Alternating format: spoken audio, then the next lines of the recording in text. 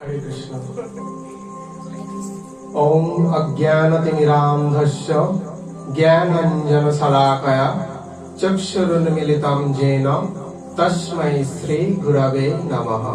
जय श्री कृष्ण चैतन्य प्रभु नित्यानंद श्री अद्वैत गदाधर श्रीवासादि गौर भक्त वृंद। हरे कृष्ण कृष्ण कृष्ण हरे हरे, हरे राम राम राम हरे हरे। हरे कृष्ण कृष्ण कृष्ण हरे हरे, हरे राम राम राम हरे हरे।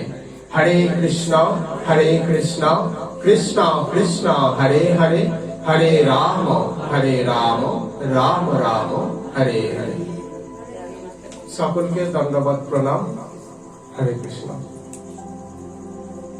तो आज আমরা একটা গুরুত্বপূর্ণ বিষয় নিয়ে আলোচনা করব। আমাদের এক ভক্ত সেই প্রশ্ন করেছেন, তো দেখো তিনি কি প্রশ্ন করেছেন তার দিকে নাও, ক্যামেরা তার দিকে ঘোরাও, ঘুরিয়ে বলো তোমার কি প্রশ্ন, তুমি বলো। স্বীকৃতি পেতে গেলে কি করতে হয়? স্বীকৃতি পেতে হলে কি করতে হয়, এটা তোমার নিজের প্রশ্ন তো? আচ্ছা, কেউ শিখিয়ে দেয়নি তো? আচ্ছা ঠিক আছে, তুমি বসো আর ভালো করে শুনবে। প্রশ্ন হলো যে স্বীকৃতি পেতে হলে কি করতে হবে। আমি মাসে 20,000 টাকা বেতন পেতে চাই, কি করতে হবে? আমাকে চাকরি করতে হবে, কিছু একটা করতে হবে। আমি তো স্বপ্ন দেখলে পারি না যে আমার তারপরের দিন 20,000 টাকা এসে যাবে মাসে মাসে, সেটা হয় না তো। তাহলে সেটা পাওয়ার জন্য কিছু একটা কর্ম করতে হয়, কিছু একটা করতে হয়, তবে সেটা পাবো। তা না হলে আমরা কখনোই সেটা পেতে পারি না। এখানে প্রশ্ন হচ্ছে স্বীকৃতি পেতে হলে কি করা প্রয়োজন। এটা বড়দের জন্য প্রশ্নের উত্তর, তাই বড়দের মতো করেই দেওয়া হবে। তো দেখো, স্বীকৃতি মানে কি? স্বীকৃতি মানে হচ্ছে ভগবানের সেবামূলক কর্ম। দেবদেবীদের সেবা করলে পুণ্য অর্জন হয়, খারাপ কাজ করলে পাপ অর্জন হয়। আর ভগবানের সেবার উদ্দেশ্যে কিছু করলে সেটা পাপও হয় না, পুণ্যও হয় না। কি হয়? সেটা স্বীকৃতি হয়। আমাদের জীবনে স্বীকৃতিটাই হচ্ছে সর্বোচ্চ। মহাপ্রভু বলছেন, ব্রহ্মাণ্ড ভ্রমিতে কোন ভাগ্যবান জীব গুরু কৃষ্ণ প্রসাদে পায় ভক্তিলতা বীজ। কি বললাম? ব্রহ্মাণ্ড ভ্রমিতে কোন ভাগ্যবান জীব গুরু কৃষ্ণ প্রসাদে পায় ভক্তিলতা বীজ। কি? আমরা 84 লক্ষ জনে ভ্রমণ করছি। আজ মানুষ, কাল পশু, তারপরের দিন পক্ষী, তারপরের দিন কৃমি, কীট, পতঙ্গ ইত্যাদি ভ্রমণ করেই যাচ্ছি 84 লক্ষ জনিতে। ভ্রমণ করতে করতে কোন ভাগ্যবান জীব, ভাগ্যবান বলতে যাদের স্বীকৃতি ভ্রমণ করতে করতে অজান্তে অর্জন হয়ে গেছে, অর্থাৎ স্বীকৃতিবান ব্যক্তি, তারা কি হয়? গুরু কৃষ্ণ প্রসাদে, প্রসাদ মানে এখানে কৃপা, গুরু কৃষ্ণের প্রসাদে কি হয়? ভক্তি লতা বীজ লাভ করে। তাহলে প্রথম আমাদের কাম্য বস্তু কি, মানে প্রাপ্য বস্তু কি? স্বীকৃতি অর্জন করতে হবে। বা স্বীকৃতি অর্জন কোথায় হয়? রান্না কোথায় হয়? রান্নাঘরে। শিক্ষা লাভ কোথায় হয়? স্কুল কলেজে। স্বীকৃতি লাভ কোথায় হয়? সাধু সঙ্গে, সৎসঙ্গে। তার একটা ক্ষেত্র আছে। রান্নাঘরে হয়, আর কি শিক্ষা লাভ স্কুল কলেজে হয়। স্বীকৃতি লাভ কোথায় হবে? সাধু সঙ্গে, তাই তো? তাহলে স্বীকৃতি লাভ করতে গেলে কি করতে হবে? সৎসঙ্গ করতে হবে। এটা হচ্ছে স্বীকৃতি লাভের প্রথম পর্যায়। দেখো, সঙ্গ মানুষের জীবনে কতটা ভূমিকা ফেলে। সঙ্গের প্রভাবেই মানুষ উত্থিত হয়, সঙ্গের প্রভাবেই মানুষ নিম্নগতি প্রাপ্ত হয়। একটা সুন্দর সরোবর, সে যখন চাঁদের আলোর সংস্পর্শে আসে, চাঁদ সূর্যের আলোর সংস্পর্শে আসে, তখন সেই সুন্দর সরোবরের জল সোনার মতো ঝলমল করে ওঠে। আর যখন সেই সরোবরটা অমানিশীর সংস্পর্শে আসে, অর্থাৎ অমাবস্যার অন্ধকারের সংস্পর্শে আসে, তখন সে কি হয়? কালিমা লিপ্ত হয়ে যায়, আধার, অন্ধ হয়ে যায়। তাহলে সঙ্গের একটা ভূমিকা আছে কিনা?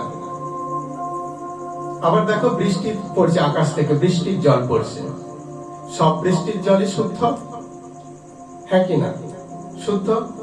যেই বৃষ্টির জল পতিত হয়ে ড্রেনে পড়ে, যেই বৃষ্টির জল পতিত হয়ে শ্যাওলা আগাছা পূর্ণ জলাশয় পুকুরে পড়ে, সে কি হয়ে যায়?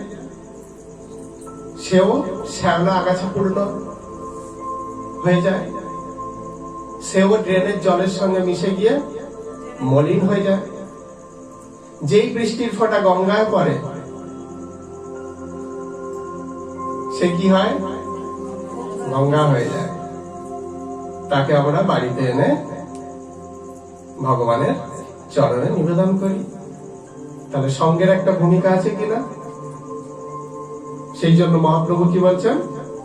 সাধু সঙ্গ সর্বশাস্ত্রে করে, সর্বদা সাধু সঙ্গ করো। তবে এর অর্থ এই নয় সৎসঙ্গও করব আর অসৎসঙ্গও করব। অসৎসঙ্গ পরিত্যাজ্য। কেন করব না সেটা? কারণ দেখো,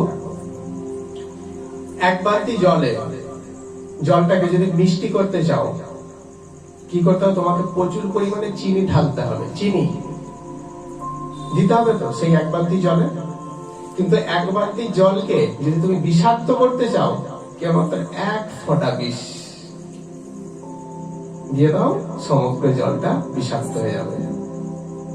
এখানে কি বোঝাতে চাইলাম? তুমি সাধু সঙ্গ করে যদি জীবনটাকে সুন্দর করতে চাও, তখন তোমাকে প্রচুর পরিমাণে সাধু সঙ্গ করতে হবে। কিন্তু জীবনটাকে বিষময় করতে চাও, একবার শুধু অসৎ সঙ্গ করো, জীবনটা কি হয়ে যাবে? বিষময় হয়ে যাবে। তাহলে আমাদের জীবনের সঙ্গের একটা ভীষণ ভূমিকা আছে, হ্যাঁ কিনা? আছে। সঙ্গই আমাদেরকে, আবার বলি, কি করে? আমাদের ঊর্ধ্বলোক প্রাপ্ত করায়, আর সঙ্গই আমাদেরকে নিম্নলোক প্রাপ্ত করায়। সঙ্গই আমাদেরকে আনন্দ প্রদান করে, সঙ্গই আমাদেরকে দুঃখ প্রদান করে। বুঝা যাচ্ছে কথাটা? তাহলে স্বীকৃতি অর্জন করতে গেলে আমাদের কি করতে হবে? স্বীকৃতি অর্জন করতে গেলে সৎসঙ্গ করতে হবে। সর্বদা যেখানে গীতা এবং ভাগবতের চর্চা হচ্ছে, যেখানে ব্যবসায়িক মনোপ্রবৃত্তি নিয়ে চর্চা হচ্ছে, সেটাও কিন্তু এক প্রকারের অসৎসঙ্গ। গীতা ভাগবতের চর্চা হচ্ছে ঠিক কথা, কিন্তু ব্যবসায়িক মনোপ্রবৃত্তি নিয়ে, তো তোমাকে সেটা খুঁজে বার করতে হবে। যেখানে গীতা ভাগবতের চর্চা হচ্ছে সেই সঙ্গে গিয়ে বসো। আচ্ছা, একটা উদাহরণ দিই। রাজহাঁস কত সুন্দর, শ্বেত শুভ্র, খুব সুন্দর। তো তাকে কোথায় সেই রাজহাঁস কোথায় শোভা পায়? পদ্ম শোভিত সরোবরে শোভা পায় তো। আচ্ছা, সেই রাজহাঁসটাকে তুলে নিয়ে যদি আগাছা শৈবালে ভরা একটা কোনো ড্রেনের মধ্যে ফেলে দেওয়া হয়, সেখানে রাজহাঁস শোভা পাবে না তো। রাজহাঁস কোথায় শোভা পায়? পদ্ম প্রস্ফুটিত সরোবরেই সে শোভা পায়। ভগবানের অংশ আমরা প্রত্যেকে সেই রাজহংস। আমরা প্রত্যেকে কি বললাম? সেই রাজহংস। আর আমরা কোথায় স্থগিত হব? গীতা ভাগবতের আলোচনার যে সভা, সেখানেই কিন্তু আমাদের সৌন্দর্য সভা সর্বাধিক বৃদ্ধি পাবে। ভালো করে ভেবে দেখো। বোঝাতে পারছি কথাটা? আর আমাদেরকে যদি অসৎসঙ্গের জায়গায় বসিয়ে দেওয়া হয়, আমরা কখনোই শোভিত হতে পারবো না, অর্থাৎ সুন্দর হতে পারবো না। তাহলে সৎসঙ্গই একমাত্র আমাদের লক্ষ্য থাকবে, সৎসঙ্গ করা। আমরা জীবনে অনেক কিছু ত্যাগ করি, তো এই প্রত্যেক রবিবার এই 2 ঘন্টার জন্য আমরা যদি একটুখানি ত্যাগ স্বীকার করি, কার জন্য ত্যাগ? তাহলে এটা কি হলো? কর্ম, অকর্ম, বিকর্ম, যেটা আগে আলোচনা হলো, অকর্ম। এটা আমাদের কি করবে? হ্যাঁ, চিৎ জগতের পথ প্রশস্ত করবে আমাদের। তাহলে আমরা সপ্তাহে একটা দিন পারি না? অবশ্যই সেটা ইচ্ছা থাকলেই হয়। সুন্দর চিন্তা মনে পোষণ করলে ঠিক ভগবান বাস্তবায়িত করে দেবেন। ঠিক আছে, তাহলে আমি কি বললাম? স্বীকৃতি কোথায় অর্জিত হয়? অদৃশ সৎ সঙ্গে। বলো অদৃশ রুদ্র শিবায়ন। বলো কোথায় কোথায় স্বীকৃতি কোথায় অর্জন? জোরে বলো। হ্যাঁ, কোথায় অর্জিত হয়? সৎসঙ্গে। তাহলে বোঝা গেল কি করলে স্বীকৃতি অর্জিত হবে? তাহলে সৎসঙ্গ করলে স্বীকৃতি অর্জিত হবে, কিন্তু সাবধান। ভালো করে শোনো, কি বললাম? কিন্তু সাবধান, এই স্বীকৃতিও নষ্ট হয়ে যায়। ঠিক আছে, স্বীকৃতিও নষ্ট হয়ে যায়। তুমি লটারিতে 2 কোটি টাকা পেয়েছো, ঠিক আছে, তুমি যদি সেটাকে তার অপব্যয় করতে চাও, করতে থাকো, তাহলে 2 কোটি টাকা কালের নিয়মে সমাপ্ত হতে 2 মাসও টাইম লাগবে না। তোমার কি কর্তব্য? 2 কোটি টাকা লাভ করেছো, সেটা সযত্নে রক্ষণাবেক্ষণ করা, হ্যাঁ কি না? তাহলে সেটা সারা জীবন তোমার কাছে থাকবে। আর যদি সেটা কি করো, অপব্যবহার করো, তাহলে 2 মাসও লাগবে না 2 কোটি টাকা শেষ করতে। তাই তো স্বীকৃতি অর্জন হচ্ছে কি? সাধুগুরু বৈষ্ণবরা আসর পেতে রেখেছেন, এই জায়গায় পা দিলেই কি হবে? জীবের স্বীকৃতি অর্জন হবে। সাধুগুরু বৈষ্ণবরা কতটা মহান, তুমি সেখানে প্রতিনিয়ত এসে বসছো। কি হচ্ছে? বিন্দু বিন্দু বিন্দু করে তোমার কি অর্জিত হচ্ছে?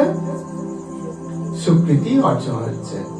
বিন্দু থেকেই সিন্ধু, সিন্ধু মানে সমুদ্র, সমুদ্রের জলকণাগুলোকে তুমি বিশ্লেষণ করো, বিন্দুই পাবে।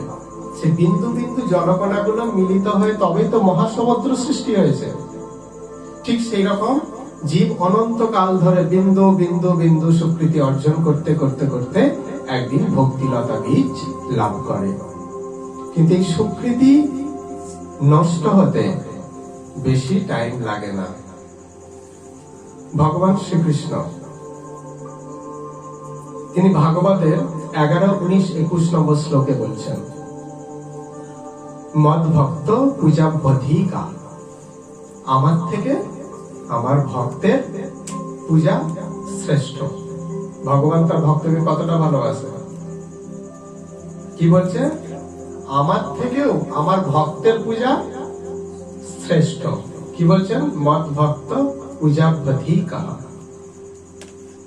মদ ভক্ত পূজাবধিকা, অর্থাৎ আমার ভক্তের পূজা আমার থেকেও, আমার পূজার থেকেও শ্রেষ্ঠ। আমরা যদি সৎসঙ্গ করলাম, গোবিন্দ চরণে প্রতিনিয়ত তুলসী দিলাম, বৃন্দাদেবীকে প্রতিদিন জল প্রদান করলাম, আর ভক্তদের নিন্দা করতে ভুললাম না, সবসময় আমাদের এই চোখ দুটো কোথায়? ভক্তদের দোষ কোথায় দেখব, ঠিক আছে? অথচ আমি প্রতিদিন কি করছি? একাদশী করছি, স্বীকৃতি অর্জন হচ্ছে। প্রতিদিন গোবিন্দ চরণে তুলসী নিবেদন করছি, স্বীকৃতি অর্জন হচ্ছে। প্রতিদিন সৎসঙ্গ করছি, স্বীকৃতি অর্জন হচ্ছে। প্রতিদিন বৃন্দাদেবীকে জল প্রদান করছি, স্বীকৃতি অর্জন হচ্ছে। অথচ আমার চোখ দুটো কি কাজে ব্যয় করছি? ভক্তদের 99টা গুণকে অগ্রাহ্য করে একটা দোষ নিয়ে আমরা মাতামাতি করছি। তাহলে ভগবান তার সেই স্বীকৃতিগুলোকে নষ্ট করে দেয়। আমি বলছি না, কে বলছে? গীতা ভাগবত বলছে। ঠিক আছে, কি বলছে? ভগবান এই কথাই বলছে যে আমার পূজার থেকে আমার ভক্তের পূজা শ্রেষ্ঠ। তাহলে আবার এখন একটা পুরাণ বলছে যে শতাম নিন্দা নাম্ন পরমম অপরাধম বিতনুতে। কি বলছেন ভালো করে শোনো। শতাম নিন্দা, শতাম মানে বৈষ্ণব সাধু, মানে সন্ত ব্যক্তিদের বলছে, তাদের নিন্দা নাম্ন পরম অপরাধ, পরম অপরাধ, এর থেকে বড় অপরাধ আর হয় না। পরম মানে কি বলেছি, সবার উপরে, অর্থাৎ এর থেকে বড় অপরাধ আর হয় না। দেখো ভালো করে, শতাম নিন্দা নাম্ন পরম অপরাধম বিতনুতে, সাধুদের নিন্দা করা এটা কি সমস্ত অপরাধের মধ্যে সর্বশ্রেষ্ঠ অপরাধ। ভগবান তাদের কি করেন, সুকৃতিগুলোকে নষ্ট করে দেন। তুমি কত সুকৃতি অর্জন করেছো, যেমন তুমি বিন্দু বিন্দু বিন্দু করে ছাদে জল জমাচ্ছ, ঠিক আছে, ভালো করে বোঝো, বিন্দু বিন্দু করে ছাদে জল জমাচ্ছ। সূর্য যদি একবার কিরণ দেয় কি হবে, সমস্ত জলগুলোকে শুষে নেবে, অর্থাৎ বাষ্প করে নিজের মধ্যে টেনে নেবে। তুমি দেখছো বিন্দু বিন্দু করে জমাচ্ছ, ছাদে উঠে বিকালবেলা দেখবে আর একটাও নেই, একটু জলকণাও নেই। কি হয়েছে, সূর্য সব শোষণ করে নিয়েছে। ঠিক সেই রকম আমাদের জীবনের সুকৃতিগুলো সব শোষণ করে নেয় যদি তুমি সাধুদের দোষ দেখো, যারা প্রচার করে তাদের নিন্দা করো, বৈষ্ণবকে অবজ্ঞা করো, তার প্রতি হুঙ্কার দাও, তাকে নিন্দা করো, যদি তাকে আঘাত করো, যদি তাকে ফাঁসানোর চেষ্টা করো, তাহলে তোমার জীবনের সমস্ত সুকৃতি ভগবান হরণ করে নেবেন। ঠিক আছে, আর কি না, আরেক জায়গায় বলছেন ভগবান কি না, প্রদ্বিষন্ত অভ্যস্যয়াগা, যারা সাধুদের প্রতি হিংসা করে, যারা বৈষ্ণবদের নিন্দা করে, যারা তাদের গুণের দোষ দেখে, তাদেরকে ভগবান কি করেন, আসরিক জনিতে নিক্ষেপ করে। প্রমাণ, প্রমাণ চাই, প্রমাণ দেখাও। প্রমাণটা কোথায়, চলো ভাগবতে। শিব ঠাকুর কে পরম বৈষ্ণব, হ্যাঁ কি না? শিব ঠাকুর সম্পর্কে কি বলছেন, বৈষ্ণবানাম যথা শম্ভু, শিব ঠাকুর হলেন পরম বৈষ্ণব। তো তিনি একবার কি করেছেন, তার কৈলাসে সমস্ত মুনি ঋষিরা বসে আছেন, জ্ঞানী গুণী, তাদের এক বিন্দু জ্ঞানকে যদি সহস্র কোটি ভাগেও ভাগ করা হয় সেই জ্ঞানও আমাদের নেই, এরকম জ্ঞানী গুণী ব্যক্তি সামনে আছে। আর শিব ঠাকুর মাতা পার্বতীকে বাঁ দিকের উল্টে বসিয়ে ভাগবত চর্চা হচ্ছে, ভাগবত কথা বলছেন। তো রাজাটার নাম মনে আসছে না এই মুহূর্তে। তো সেই রাজা ভগবান বিষ্ণুর উপাসনা করে এক দিব্য রথ প্রাপ্ত হয়েছিলেন, সেই রথে করে তিনি বিশ্ব ব্রহ্মাণ্ড ভ্রমণ করতেন। যখন কৈলাসের ওপর দিয়ে যাচ্ছেন, এই কাহিনীটা মনোযোগ দিয়ে শোনো, যখন কৈলাসের ওপর দিয়ে যাচ্ছেন তখন শিব ঠাকুরের এই অবস্থা দেখে থমকে দাঁড়িয়ে পড়লেন। মাতা পার্বতী এত লোকের সামনে স্বামীর বাম উরুতে বসে তার কণ্ঠ আলিঙ্গন করে আছে, শিব ঠাকুরও এক হাত দিয়ে তাকে আলিঙ্গন করে আছে, আর সামনে জ্ঞানীগুণী ভক্তিমান সাধু সন্তরা তারা শ্রবণ করছে। শিব ঠাকুর কি বলছেন, ভাগবত কথা আলোচনা করছেন আর এরা শুনছেন। সেই রাজা তখন আকাশপথ থেকে কি বলছেন, ঠিক এই বৈষ্ণব এত লোকের সামনে নিজের স্ত্রীকে এরকম অশ্লীল ভাবে নিয়ে ভাগবত কথা আলোচনা হচ্ছে, ঠিক। মাতা পার্বতী অন্তর্যামী, তিনি সঙ্গে সঙ্গে অভিশাপ দিলেন, কি মূঢ়,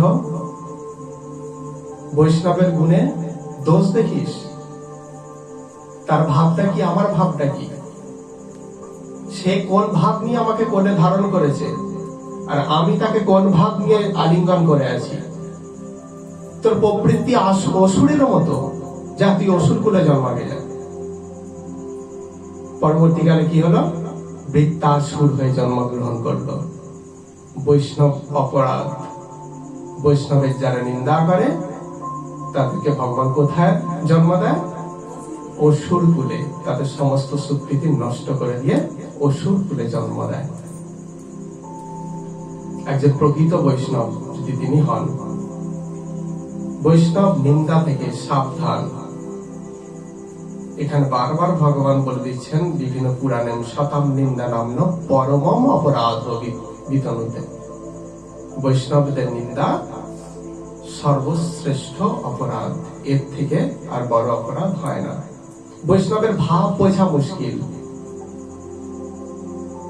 এক সাধু, সে গাছতলায় থাকে, ভালো করে শুনবে।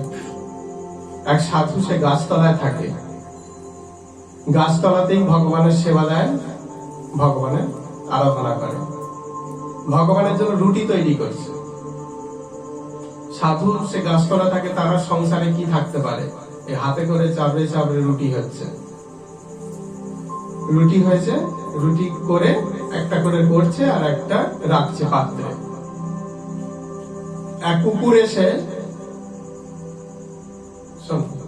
এক কুকুর এসে কি করলো, সেই রুটিটা মুখে করে নিয়ে ছুটতে আরম্ভ করলো। সাধু দেখছে রুটি নিয়ে চলে যাচ্ছে, সাধু তাকে কুকুর রূপে দেখছে না, তার মধ্যে যে পরমাত্মা আছে। কৃষ্ণ বলছে ঈশ্বর সর্বভূতানাং হৃদয়েষু তিষ্ঠতি অর্জুন। ঈশ্বর রূপে আমি সমস্ত জীবের হৃদয়ে অবস্থান করি। তাহলে সেই সাধু কুকুর দেখছে না, কুকুরের মধ্যে যে কৃষ্ণ বর্তমান, সেই কৃষ্ণকে, পরমাত্মাকে দর্শন করছেন। তখন ভাবছে শুধু রুটি খাবে, শুধু রুটিটা নিয়ে চলে গেল আমার কৃষ্ণ, যা একটু ঘি দিই বলে ঘিয়ের কৌটোটা নিয়ে কুকুরের পিছু পিছু ছুটছে। প্রভু দাঁড়িয়ে যাও, দাঁড়িয়ে যাও, একটু দাঁড়াও, দাঁড়াও, শুধু রুটি কি করে খাবে, একটু ঘি লাগিয়ে নাও, একটু ঘি লাগিয়ে নাও। কুকুরটা কি ভাবছে, কুকুরটা তার ভাষা বোঝে না, ও ভাবছে যে আমাকে ধরলে আর আস্ত রাখবে না। ও দৌড়াচ্ছিল, তো আরো দৌড়াতে আরম্ভ করলো। এ যত দৌড়ায় ও দৌড়ায়, কি না প্রভুকে ঘি রুটি খাওয়াতে হবে, প্রভু শুধু রুটি নিয়ে চলে গেছে। আর পাশাপাশি লোক কি বলছে, তার ভাবটাকে বুঝতে না পেরে সাধু হয়েছে। একটা কুকুরের মায়া, একটা রুটির মায়া ত্যাগ করতে পারেনি। দেখো কুকুরটা রুটিটা নিয়ে চলে যাচ্ছে, তার মুখ থেকে কেড়ে খাবে। ও সত্যি, এই করেই আমরা ভক্তি পথে আসি না। সাধুদের কীর্তি দেখো, কুকুরের মুখ থেকে রুটিটা কেড়ে খাবে। তাহলে তার ভাবটা না দেখে কি করলো, সে কি ভাব নিয়ে ছুটছে? কুকুর দেখছে না, কৃষ্ণ রূপে দর্শন করছে, কৃষ্ণকে ঘি রুটি খাওয়াবে বলে ছুটছে। আর আমাদের মতো এই দুটো চোখ খুব দোষী, দোষ দেখতে ভালোবাসে।